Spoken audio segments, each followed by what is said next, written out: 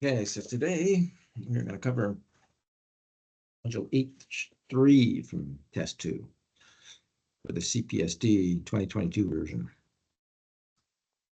So the task is to review diverse supplier performance and take actions to resolve issues and improve future performance. And this is pretty much how you deal with any supplier, let alone the diverse suppliers, same kind of deal. There are many potential factors that can be used to evaluate a supplier's performance. A way of assessing the relationship with a diverse supplier is through a relationship risk assessment. So some of the factors in the risk assessment are factor one, the scope of work. Buyers use statements of work and specifications to describe requirements to prospective diverse suppliers. And do not write a scope statement so that it initially eliminates several smaller diverse suppliers. Factor two is capacity of the firm. It's important for the buyer to know whether a diverse supplier has the capacity to take on additional business. Typically, a plant that is fully utilized operates at 80 to 85% of its theoretical capacity. The extra 15% is for maintenance, breakdowns, turnarounds, etc. So if a company tells me they're operating at 95% of their capacity, it tells me they're not doing scheduled maintenance. If the supplier exceeds 85% utilizations for sustained periods, reliability and quality typically suffer due to machinery breakdowns. When companies operate above their capacity, they usually reduce scheduled maintenance time to keep the machinery running. And factor three is financial stability. Should be a key evaluation criterion when selecting new suppliers and should be continuously addressed among current suppliers. You can continue to use suppliers that are having financial difficulty, but you do not want to send them any new business, or be careful about sending them new business. The dangers of a supplier becoming financially unstable include deteriorating performance and potentially going out of business. It can cause problems for the buying organization. You got to find a new supplier. Factor four is market trends, usually analyzed using a SWOT analysis. I disagree. I use the SWOT analysis for a single company. A market analysis is usually better using something like a Porter's Five Forces or an SCP model. But for the purposes of the test, it's SWOT. The nature of the market, whether it's a supplier's market, demand is greater than supply, or a buyer's market, supply exceeds demand, or a balanced market. Affects how the supply management professional should plan for approach sourcing. Several factors that promote strategic sourcing include increases in market capacity, weak economy, introduction of new substitutes, slow segment growth. Sourcing strategies should also be altered based on economic factors. Where are we at in the economic cycle? Factor five is new capabilities. Other relevant factors should be considered when planning engagement with a diverse supplier, including long-term plans and objectives of the buyer. For example, the buyer may have the objective to leverage the supplier's capabilities for development of innovative new products, which may lead to the development of joint ventures.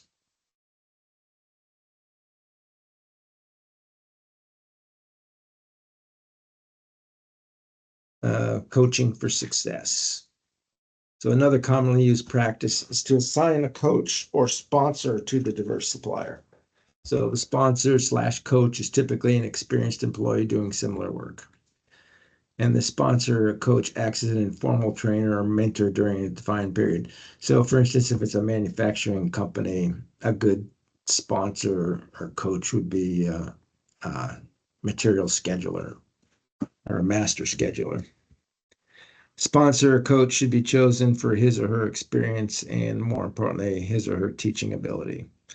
And the sponsor or coach may require training to perform this role effectively. Purchasing personnel are also good sponsors or coaches for a diverse supplier. Corrective action process uses countermeasures to solve the root cause problem. So when performance fails, it's appropriate to set up a corrective action plan. The process of determining corrective action requires identification of a root cause and actions that can be taken to prevent or mitigate the weakness. So corrective action steps according to ISM are establishment of time frame may take the form of a due date or milestones. Prioritization, need to prioritize the steps in the implementation plan with the availability of resources in mind. Do a cost benefit analysis, comparison of resources, people, time, money to the expected value should be performed. You must be able to quantify the value. You don't want the cure to be worse than the disease. Verification, confirm that the implementation plan is solving the root cause problem. So good thing for this whole process is the 8 disciplines or 8D model. Create a team, define, describe the problem, contain the problem, identify, describe, and verify root causes, choose corrective actions, implement and validate corrective actions, take preventive measures, and congratulate your team. So there's a lot of information on the internet on the 8D. 5 ways to be smart about corrective actions. So writing a smart corrective action plan drives improvement and helps your team implement best practices every day. Your 5 key components: be specific. Is it detailed and understandable? Be measurable. Is it easily evaluated? It's not somebody's opinion. Action-based. Does it include desired result? Realistic. Is the outcome, is expected outcome reasonable? And timely. Is the deadline reachable? Growth assessment, compliance metrics. The primary metric for the buying organization is the level of diverse supplier adoption over a period of time.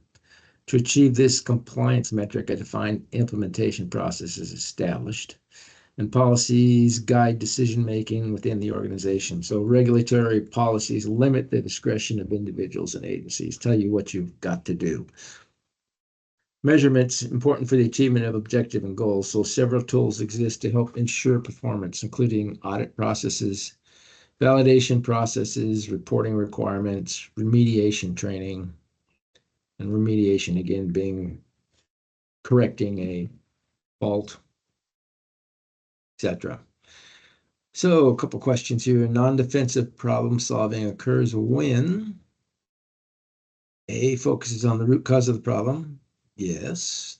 B, problem is dealt with via written correspondence rather than face-to-face. Not necessarily. C, person who created the problem is excluded from the discussion. No. Organization hires an outside consultant. No, it's got to be A.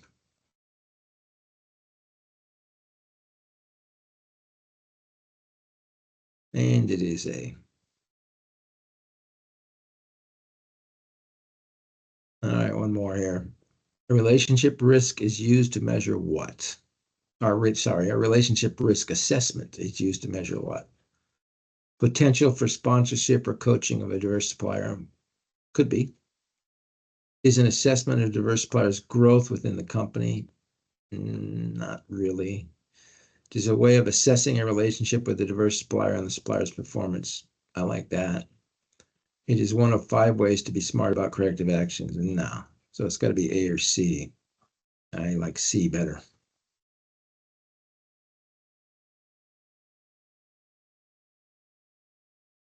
And C it is.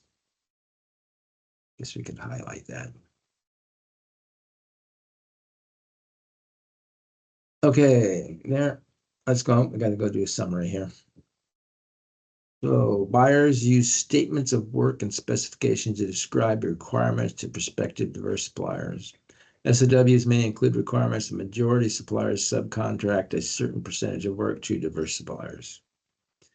Diverse suppliers' financial stability is essential to maintaining a reliable supply base. A coach or sponsor for a diverse supplier is typically an experienced employee doing similar work. Corrective action requires identification of actions that can be taken to mitigate the problem. Some government programs stipulate requirements for purchasing a certain percentage from a diverse supply base. And creating meaningful measurements is important for the achievement of goals in the diverse supply base. All right, now we can go to some questions. H3.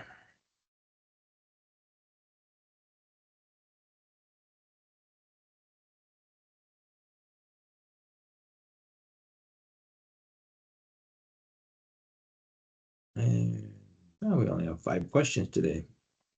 Go ahead and get started on them. We'll go over some answers in a few minutes. Pace needs to be about a question a minute.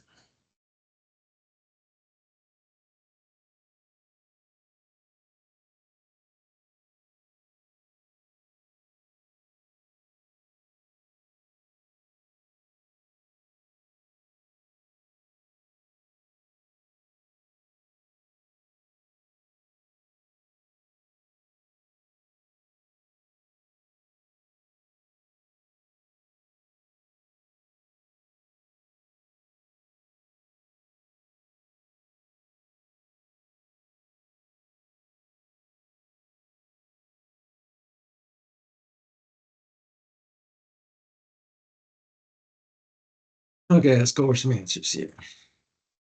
Number 1 is Charlie. Number 2 is also Charlie. 3 is Delta. 4 is Charlie. And 5 is Alpha. All right, so tomorrow we'll start into section I. Talk to you then.